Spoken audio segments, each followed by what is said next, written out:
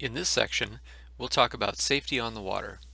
We'll go over cold water survival, personal flotation devices or PFDs, immersion suits, man overboard scenarios, and how to make a mayday call.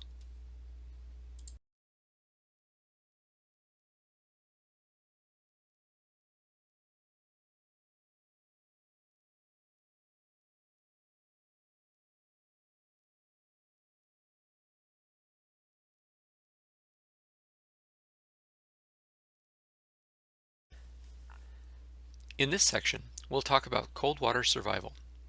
What is cold water? Cold water is any water temperature below about 70 degrees Fahrenheit. Below this temperature, water will take away more heat than your body is able to naturally generate. As your body loses heat, it will become hypothermic. You might wonder why this doesn't happen in the air, and that's because water conducts heat 25 times faster than air. Water temperature in Bristol Bay averages in the mid-50 degree range. This is related to the cold water response. You may have experienced some of these symptoms if you've ever fallen into the water. Things like hyperventilation and that sharp breath of air, increased heart rate, blood pressure, and, this may be surprising, a decreased ability to hold your breath. These are reactions that you don't have control over. They are involuntary. The good news is that the cold water response does pass after a minute or two. And that brings us to something called the 1-10-1 rule. This rule says that during exposure to cold water, you'll go through the cold water response phase for about a minute, followed by 10 minutes of useful activity during which you'll have control over your functions and be able to self-rescue or work to improve your situation. After that 10 minutes of useful activity, you might start to show signs of hypothermia, like decreased mental and physical ability, until you experience loss of consciousness. These times are, of course, subjective to water temperature.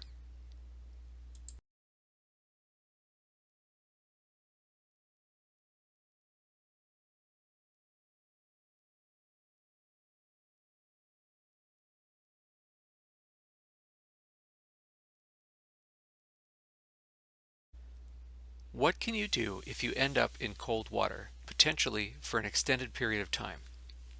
An important thing is to conserve body heat. Your body has areas that lose heat more easily than others.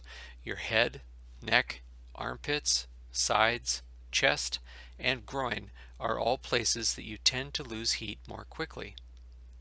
To help prevent losing heat from these areas, you can adopt the heat escape lessening or HELP position. We can practice this right now.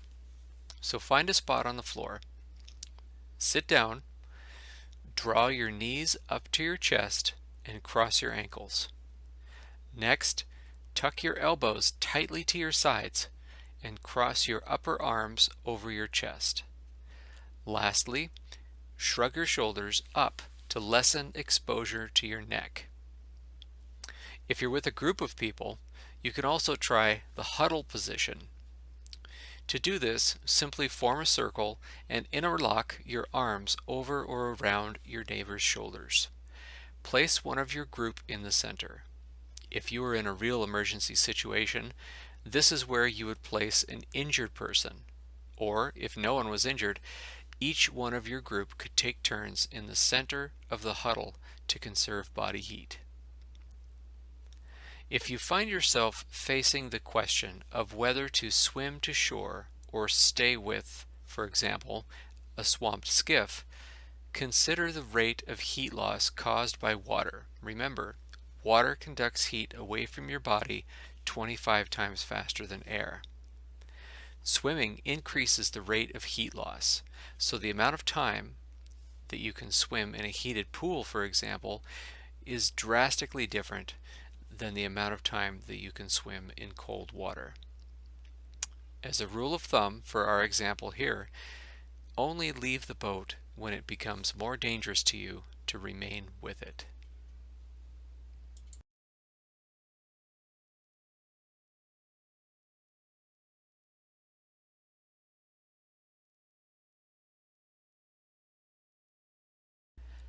Let's talk about personal flotation devices, or PFDs.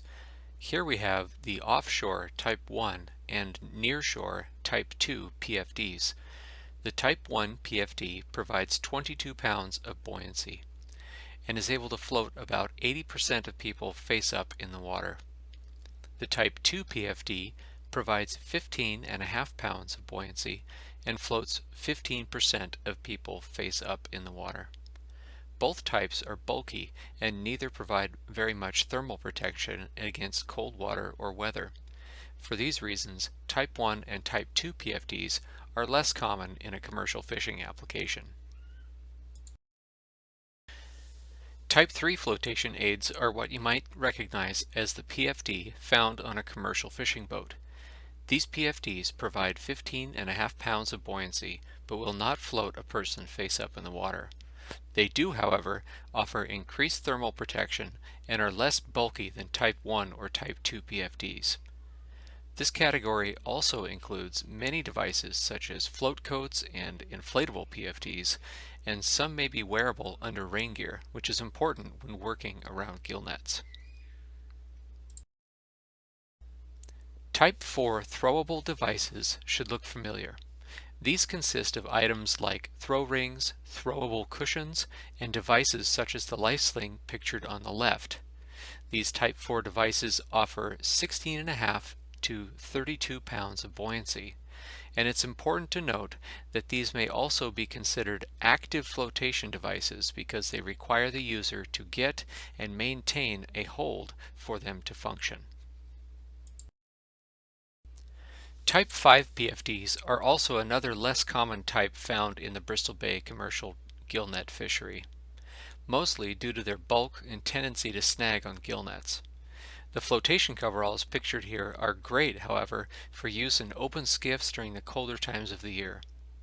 Type 5 PFDs give 22 pounds of buoyancy, will not float a person face up, and, depending on the design, may offer the most thermal protection.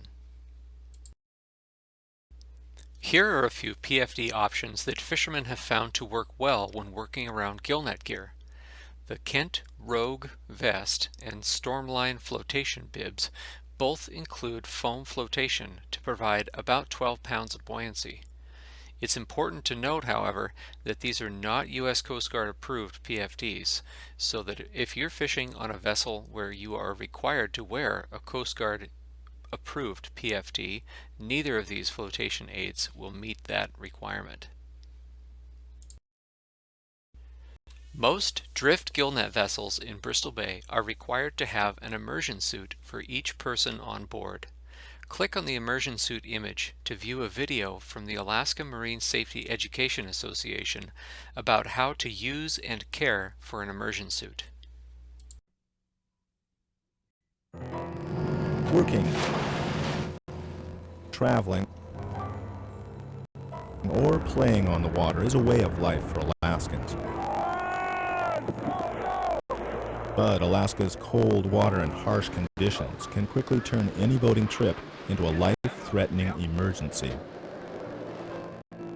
Unlike marine mammals with their natural insulation and buoyancy, humans can't survive in Alaska's water without additional flotation and protection from the cold.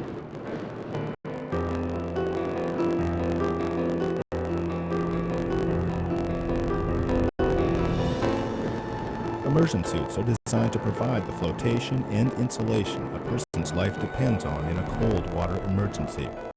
Immersion suits, sometimes called survival suits, have been around for a long time. Today, there are a wide variety of sizes and designs available. There is no best brand of immersion suit. All should meet United States Coast Guard standards and have a label inside indicating Coast Guard approval. Having a Coast Guard approved immersion suit on board is just the first step. For an immersion suit to protect you in the water, it must fit correctly, be properly maintained, and be stored in an accessible location. You must also practice putting on your immersion suit quickly to make sure you can do so in an emergency. Commercial fishing vessels operating in cold waters are required to have an immersion suit of the proper size for each individual on board. The only way to find your correct size is to try on an immersion suit. Make sure it'll fit over the clothes that you typically wear on deck. Check to make sure the hood seals around your face, that your hands fit into the gloves, and that the suit will not ride up over your head. If it does, large amounts of water can enter through the hood, decreasing your chances for survival. If you are a between-sized person, try another brand of suit. One brand may be cut too large for you, while another brand may fit perfectly. In an emergency, you must be able to identify the correct size of immersion suit quickly. If there are different sizes of suits on board, mark them with easily recognized objects such as a whistle, a light, or some additional reflective tape. This will aid in quick identification, especially at night. Hey Pat, how you doing? Hey Jerry, how are you doing? Well, pretty good. Broke the zipper on my suit, so I guess I need to get another suit for this trip. Well, you bet. We got them right here. When buying a new immersion suit, take a moment to examine the features and make sure it fits you.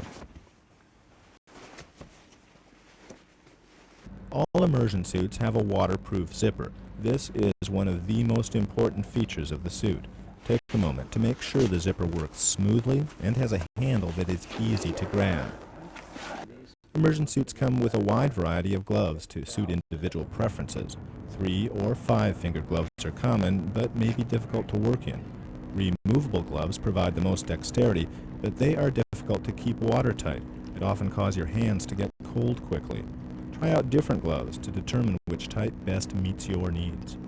Pockets for lights and other survival gear are an important feature on an immersion suit. On some brands, you can add pockets which zip into the flotation collar or slide over the arm. All immersion suits have a face flap that protects your nose and mouth. Some have Velcro attached to the back of the face flap to hold it open while donning the suit. Many immersion suits also have one-way exhaust valves built into the legs. These valves are designed to let air out without letting water in. They're intended to prevent trapped air from causing a person to float head down in the water. To be Coast Guard approved, an immersion suit must include the following items. It must have 62 square inches of retroreflective tape placed so it can be seen when a person is floating in the water. It must have a light with a dated battery. It must have a pillow or a collar that provides additional flotation. This additional flotation is very important in rough seas. The flotation collar is inflated by pressing down on the tip of the hose with your mouth and blowing air into it. When the tip is released, the valve closes and air can't escape. Make sure the tip of the hose moves freely without sticking. If the hose has a locking nut, make sure it is always set in the open or down position. Finally, Coast Guard regulations require immersion suits to be marked with the name of the vessel or the owner of the suit. Ask your immersion suit manufacturer for the type of marking ink they recommend. Immersion suits should be inspected at least once each month. If properly maintained, they will last many years.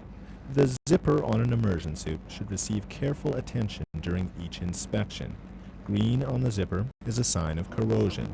To remove corrosion, try cleaning the zipper with a toothbrush and a slurry of baking soda and water. Rinse with fresh water. If any green is still present, repeat the process. If this doesn't remove all the corrosion, immediately remove the suit from service and send to a factory-authorized facility for repair. Immersion suit zippers need to be regularly lubricated with a non-petroleum lubricant recommended by the manufacturer. Spread the lubricant on all sides of the zipper. Be sure and lubricate the locking teeth on the back of the zipper. Slide the zipper up and down a few times to spread the lubricant evenly. Don't forget to lubricate the snaps on the stowage bag to assure easy access to your suit when you need it. Inspect the suit for holes, rips, burns, and grease or oil. Carefully inspect the seams for leaks in the hands, crotch, and other areas. Repair any damaged seams with a sealant recommended by the manufacturer. Pull gently on the inflation hose to make sure it is not loose.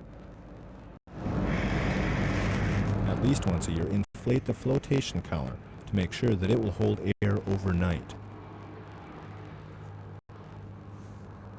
Check the light for any sign of corrosion. Make sure to use dated batteries and replace any that are expired or soon to expire. Test the light. Inspect the retroreflective tape. Yellow tape should be replaced. After using a suit in a swimming pool or in salt water, rinse it thoroughly with fresh water. It is best to dry your immersion suit in a well-ventilated area, out of the weather and out of the sun. To prevent destructive mold and mildew, it is important to dry both the inside and the outside of the suit. In the off-season, remove your immersion suit from the bag and store it indoors. This will keep the suit dry and allow the neoprene material to maintain its loft. It is highly recommended that suits be inspected once a year by an authorized service facility.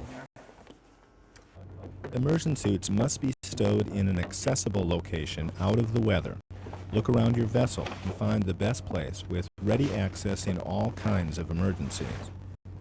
The zipper should be stored in the open position with the zipper about an inch up from the bottom. This will allow the suit to be quickly donned in an emergency and give you room to work the zipper down if it jams. Put plastic bags in the suit so it will be easier to get your feet in quickly with boots or shoes on. Most suits should be rolled, not folded. Roll the suit up beginning at the feet and moving up the legs. Be sure the face flap is left open, either inside the hood or attached outside to the hood on the pad provided with some brands of suits. Roll the hood over the body of the suit, fold the arms across, slide the suit into the bag, and snap the bag shut. A slightly different method is used for Bailey's immersion suits.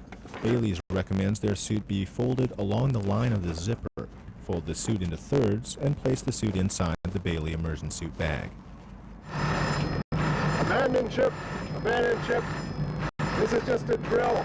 Get your suits. In an emergency, seconds can make the difference between life and death. Practice the steps to correctly don an immersion suit before you leave the dock. Everyone on board should be able to don their immersion suit in less than 60 seconds.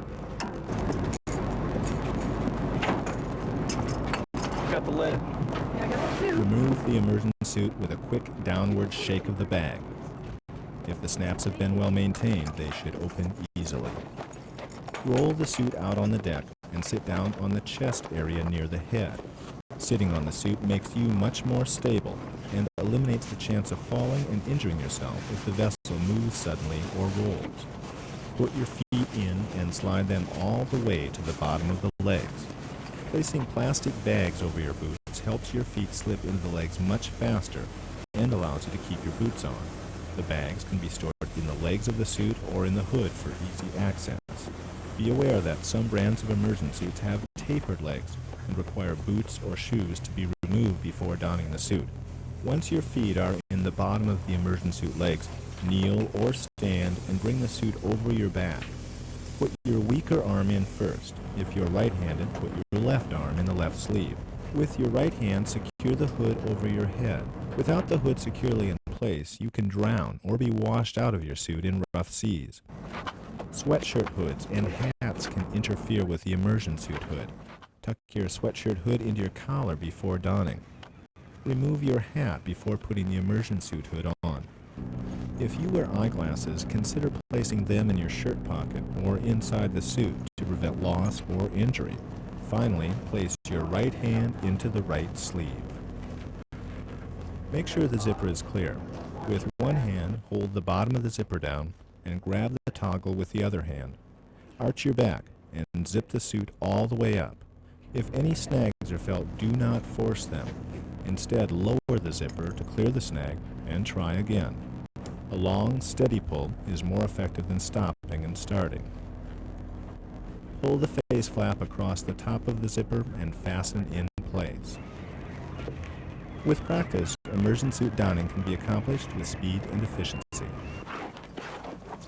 Once you are in your immersion suit, turn to help others. Working together, two people can quickly help a third person get into their immersion suit by the following technique.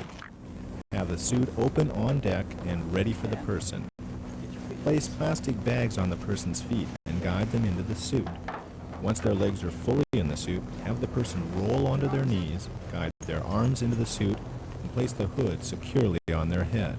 Hold the bottom of the zipper down with one hand, grasp the toggle, and zip the immersion suit closed with the other hand. With practice, immersion suits can be donned in this manner in less than 20 seconds. You should abandon ship only after determining that being on board the vessel is more dangerous than being in the water. Always enter the water slowly and from the lowest point possible. This allows the body to adjust to the new water environment and minimizes the chance of injury. On some vessels, easing yourself slowly into the water is not an option. If you must jump, make sure the flotation collar is deflated. This will prevent injury to your neck and back or damage to the suit. Stand next to the side of the vessel, face the bow or the stern. Protect your head from hitting the side of the vessel by covering it with your inboard arm. This will also prevent the immersion suit hood from slipping off when you enter the water. Use your remaining hand to create an opening at the neck that will allow air to escape as you enter the water. This will prevent your eardrums from being damaged or ruptured. With the hand of the outboard arm, protect the airway to help keep water out during an involuntary gasp. Look over the side to ensure the area is clear.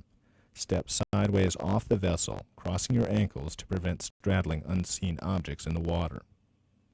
Once in the water, float on your back. The immersion suit's pillow or a flotation collar helps you maintain this position. Forming a human chain while swimming allows you to move faster, stay together, and creates a bigger target for rescuers to see.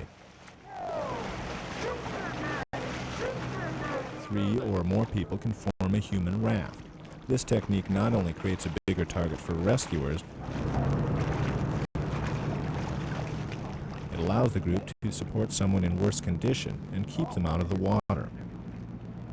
When trying to attract the attention of nearby rescuers, you can also lock elbows shoulder to shoulder and kick your feet. The splashing will significantly increase your visibility, especially on a calm day.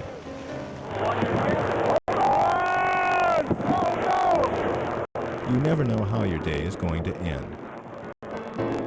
Immersion suits have saved thousands of lives, but an immersion suit will work only if it is properly sized, donned, maintained, stowed, and used the right way.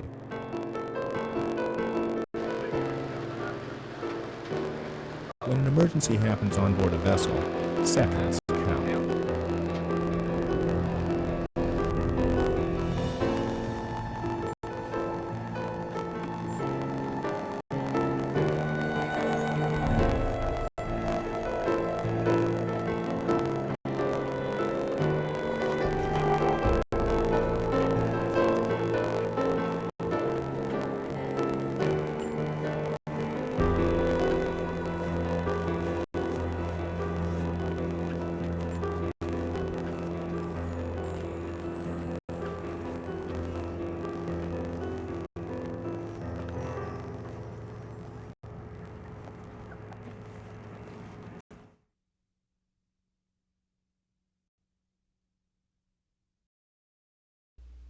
Man overboard scenarios can be deadly.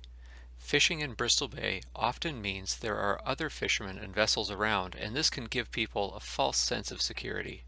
Click on the image of the life ring to watch a video about man overboard prevention and recovery.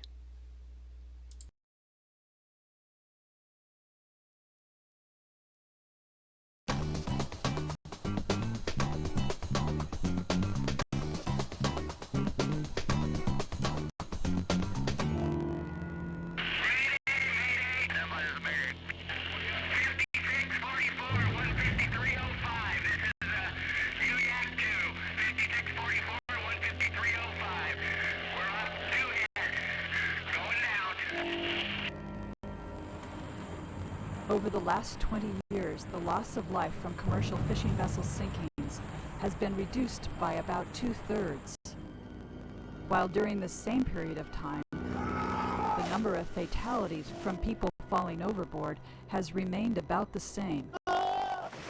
These fatalities are occurring even when the vessel is not in danger from fire, capsizing, collision, or grounding. These one-by-one losses account for up to 1/3 of all the people who die while commercial fishing. How do you prevent a man overboard? How can you protect the lives of your crew? What deck safety practices do you insist your crew follow to prevent man overboards? Hey, I told you not to go out on deck alone.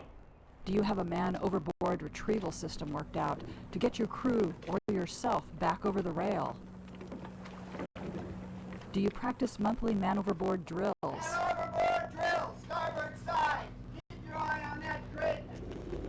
Without a plan, you can end up with a disaster. I was shaking a fish off the troll line and missed it the first time. I was a little irritated at that and reached over farther to unhook the fish, and my foot slipped as I leaned over the rail. I was balancing on the rail. The next thing I know, I was in the water looking at the rail as it was pulling away from me.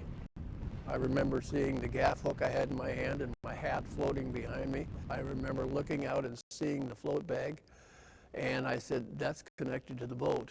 So I swam away from the boat by about 40, 50 feet, caught the float bag as it went by, hooked my hand in it, and so I was now connected to the boat. Leland and ran back to the cockpit and pulled the fishing line in the float bag. And it just pulled me right to the boat. And probably within about 3 minutes of the time I went overboard, I was back at the side of the boat. And then the problem started because I was considered bigger than I am now, and there was only one person on the boat, and we couldn't get me into the boat. So for about 25 minutes, I was at the side of the boat as we were trying to get me back onto the boat itself. There are many types and styles of wearable personal flotation, or PFDs, now available. Hey, good morning, guys. Hey, my name is Devin Lucas. I'm with the National Institute for Occupational Safety and Health. We're going around doing a study with fishermen today about PFDs. Basically, we're asking guys to wear some new styles of PFDs and wear them for a month and let us know how comfortable they are to work in. Okay. So would you guys be interested in participating? Sure, why not? All right, great. Come on board. A recent National Institute for Occupational Safety and Health, or NIOSH, study provided over 200 PFDs to fishermen to determine their PFD preferences. You know, they're trying to make PFDs that are comfortable for guys to work in. A variety of PFDs were used in the evaluation. Fishermen rated PFDs that were easy to work in very highly. They also rated PFDs built into rain gear as being very comfortable to work in. Each gear group surveyed had different preferences for PFDs. There are a number of different styles and brands available. All of these PFDs have different flotation characteristics, but the best PFD is the one you will wear most often.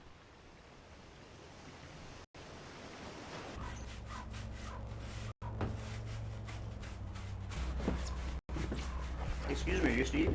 Yeah, you must be the new guy. Yeah, Rick. Come on aboard. I think I'll have you put your gear in here and we'll get started. I've got a couple things I want you always to have a PFD on. I'll get you that here in a couple of minutes. And on that PFD, I want to make sure you've got a whistle. And reason for the whistle is so that I can hear you above the engine noise in case you're in the water. Along with that, I've got a light that attaches to your PFD. And we'll hook that right onto it once we get it out and set. And then I've got a knife, this to help you free yourself in case you get caught up in some line or some rigging. And that just goes right onto your suit right there, and so you can grab that. You might want to practice getting a hold of that once in a while and cutting yourself free. Any questions about what we're going to do? Okay. This is our man overboard alarm, and it's activated by this transmitter. And I'd like you to keep this transmitter with you anytime you're out on deck, and make sure you've got that in your pocket or attached to your clothing in some way. And that way, if you go in the water, it'll set off the transmitter, and we'll know that somebody's overboard, and we'll come back and start looking for you. Okay? I want to show you our man overboard retrieval device. This is called the Life Sling. A person with water-soaked clothing is almost impossible for most people to bring over the rail without a mechanical advantage. Cold water also makes it difficult for the person in the water to hold on to anything. Traditional life rings may not be effective. They rely on the strength of a victim who is suffering from cold water. You need a lifting device that will do 3 things in calm or rough water.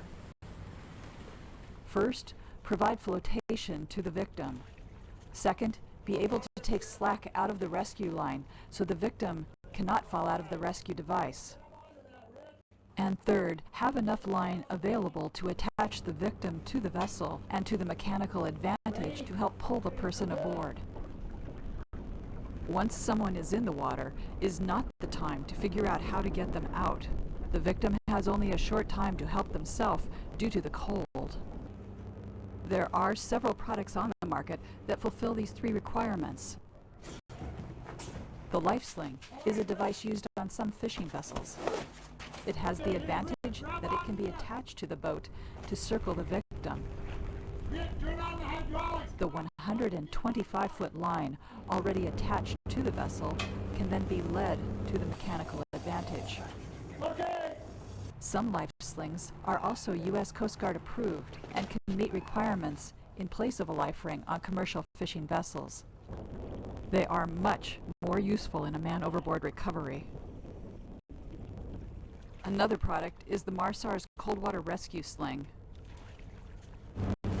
Adding a line to the Marsars will allow you to use your mechanical advantage to get the victim on board. You can also rig up your own device, but manufactured retrieval devices tend to be more reliable. A throw bag can also be a very useful way to bring your survivor to the vessel quickly. Dip it in the water, it should give you another life jacket. No matter what type of system you use or make up yourself, have it ready to go and practice with the crew during your monthly drills. There are 9 steps in the man overboard recovery process. First, let the wheel watch know what side of the vessel the crew member fell from. Head overboard! 8 o'clock, 30 foot! All right, Dick, I'm coming to port. Keep your eye on him. Second, maintain a sharp lookout, keeping the victim in sight at all times. Point and do not let your eyes off the person in the water.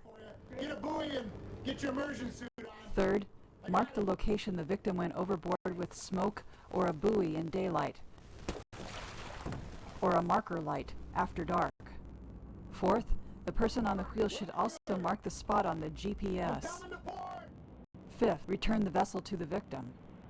There are 2 principal methods of turning: the Williamson turn and the simple circle. The Williamson turn is the traditional method for returning in poor visibility, at night, or with large vessels where the man overboard may not be in sight. By coming over to a course 60 degrees from the original and then to 180 degrees, the vessel will come back to her original course line, heading out the opposite way. In daylight, where the man overboard can be kept in view, a simple circular turn is faster. Sixth, have a rescue swimmer in an immersion suit with a detachable lifeline ready to go into the water. Without a prepared swimmer, chances are someone will jump in unprepared if the victim is weak or unresponsive. Without this protection, the rescuer will become another victim. Seventh, approach the victim closely but very carefully. Eighth, deploy the rescue device within the victim's reach. Keeping tension on the line will help hold the victim. Ninth, a mechanical advantage will almost certainly be needed to hoist the victim aboard. Be sure to bring the victim on board belly first to avoid injuring their back. Some boats can trail the rescue device astern, hauling it in a circle to contact the victim, just like picking up a water skier. Adapt a lifting method to the equipment available on your boat. If power is not available, use a simple block and tackle that can be operated by one person. Practice man overboard drills in a hands-on way before an emergency occurs. Conduct monthly emergency drills. Your chances of a speedy recovery will increase greatly with practice. Learn the maneuvering characteristics that are unique to your boat so that you can safely come alongside. If the vessel is at dock or anchor, or in an area where a current has taken the victim into shallow water, a rescue may need to be done with a skiff. Be sure to distribute the weight in the skiff to avoid capsizing, and bring the victim up in an area with low freeboard to avoid swamping the skiff. You okay? You all right? Okay, we're going to get you inside. We'll get you in some warm clothes. Okay. Every master is responsible by law to equip and train his crew to cope with the man overboard to the best of their ability. Could you rescue a man in this water? This is how a man overboard rescue should be carried out. Get overboard! Get a flat! 30 foot! Okay, come to the board! Keep an eye on him. Okay, I got a visual on him. Okay, I got him. I'll take over for you. Get a buoy. Okay, hey Rick, grab onto this.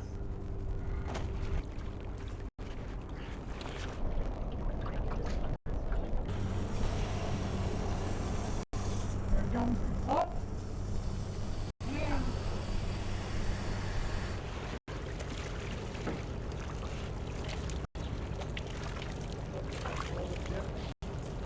Practice, practice, practice, until everyone knows their own duties and the duties of others around them.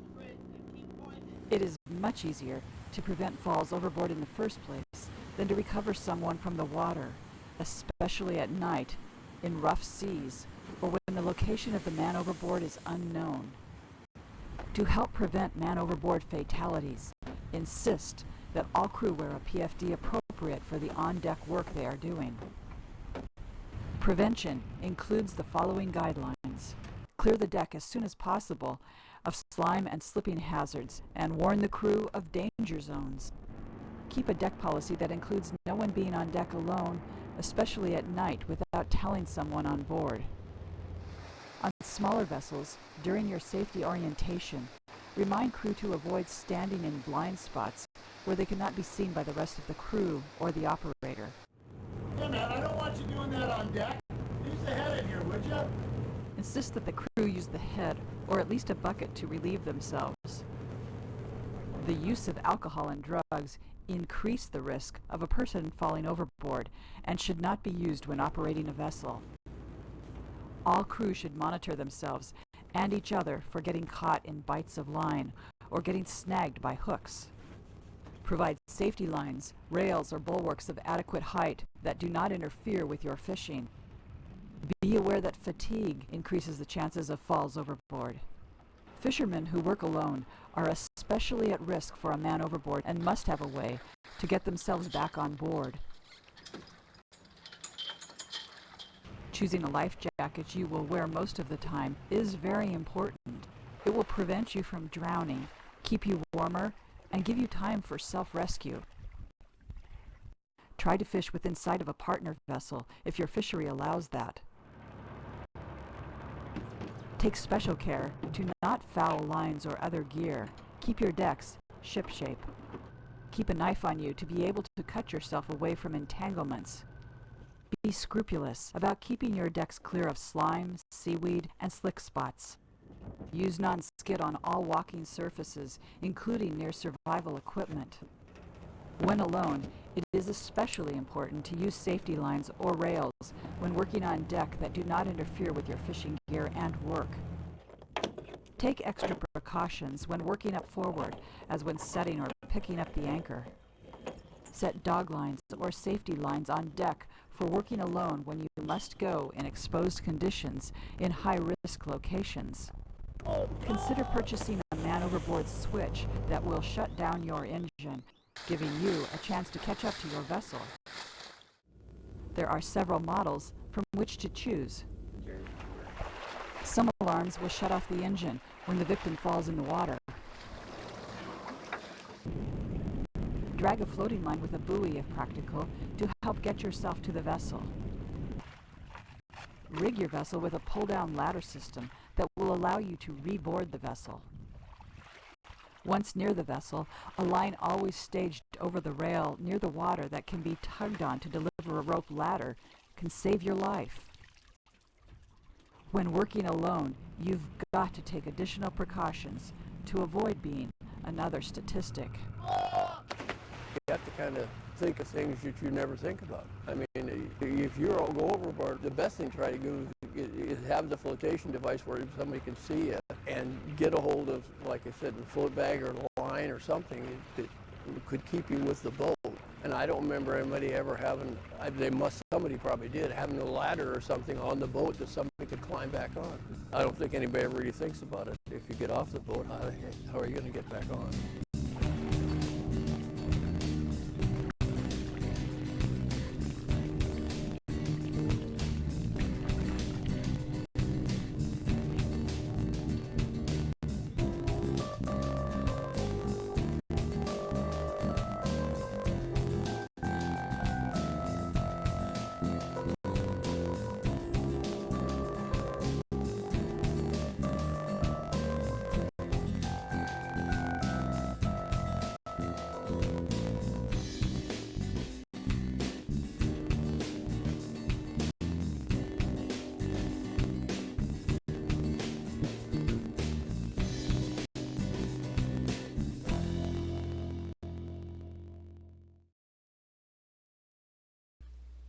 Here are some tips for man overboard prevention and recovery for gillnet vessels. Prevention is key. Learn and follow safe deck practices. Always wear your PFD on deck, keep one hand on railings when walking around the cabin to the anchor winch, and don't lean over the railing to retrieve something that's in the water. Use the pike pole. Second, keep decks clear of equipment and clutter, and rinse fish slime or mud off the deck to help prevent slips. Keep lines tidy and off the deck, and, for drifters, watch out for the tow line. Always keep clear of working lines and never step on them. Lastly, don't drink alcohol in the water and be mindful of your own level of fatigue. Both can contribute to man overboard situations. Also, here are a few tips on man overboard recovery for gillnetters. If you're fishing from a skiff, be aware of the stability of the boat when retrieving the man overboard, especially in rough water or when the boat is loaded. For drifters, if your vessel has them, use the boarding steps on the stern. In any case, if the person is unconscious, take care and handle them gently. When bringing them over a railing, make sure that they're face down. Lastly, as life-threatening situations, all man overboard situations are emergencies. Notify those fishing around you that you may need assistance. Mayday is an internationally recognized distress signal for ships and aircraft to convey a life-threatening emergency. Two common radio frequencies that are monitored emergency channels are VHF channel 16 and 4125 kHz on a single sideband or SSB radio.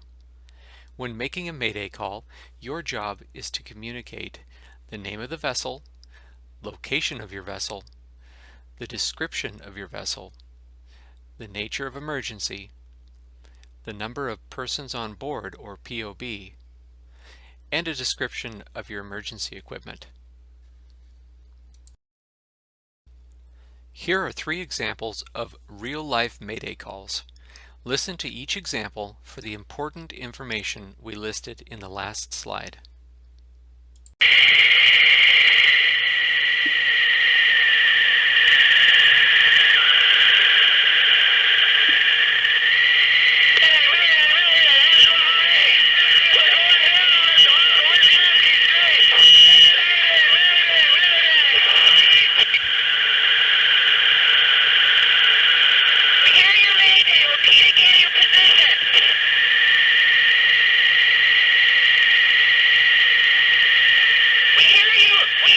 Repeat your position.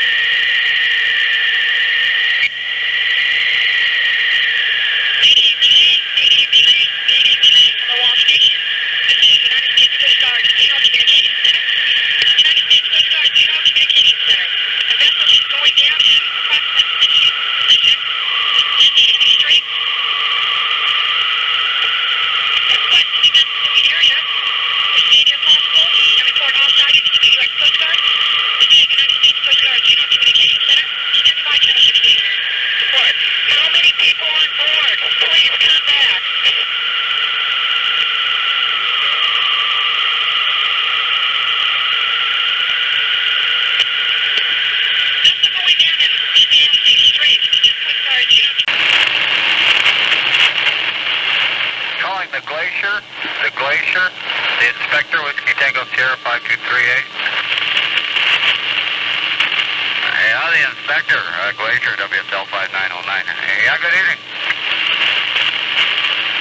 Yeah, good evening. We're just pulling into Sand Point. I was curious about your ETA here. Yeah, okay. Yeah, we're right off of Koopa here. We should be in there around 1 o'clock in the morning or something like that, okay? Yeah, I see. Have you made arrangements to unload that clamshell on the dock there? Is somebody going to do that tonight, or is that just sort of flying by your pants on that? Yeah, I didn't know what the arrangements were. I talked to somebody this afternoon there in Sand Point and told them that we needed to get it off of what our ETA was, but my understanding they weren't going to load us until 8 o'clock in the morning, but now on this clamshell I don't know. You don't have anything big enough to pick that off of the deck here, do you? Mayday, mayday! Stand by, there's a mayday. What's your position? 5644, 15305. This is UYAC 2. 5644, 15305. We're off 2 head. Going down.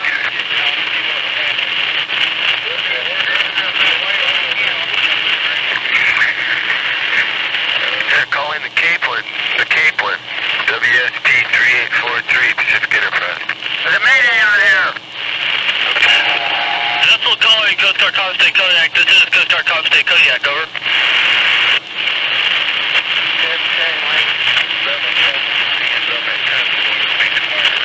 Buccaneer, get that position. This is the Ocean Oak 3, WRB 7463. Their position is 5644, 15305. Over. Ocean Oak 3, this is Kodiak Comm State, roger. Vessel calling Mayday was broken badly. Did you get where he was at and nature distress, over? It said Mayday, Mayday, they're going down. They're on two-headed island, he said, and again, the position is 5644 and 15305, over. Ocean Oak 3, Kodiak Comm State, roger. Did you receive vessel's name, call sign, over? Vessel UYAC 2, UYAC 2, over. Vessel UYAC 2, Coast Guard Comm State Kodiak. Received your Mayday. I say again, received your Mayday. Request nature of distress and POB, over.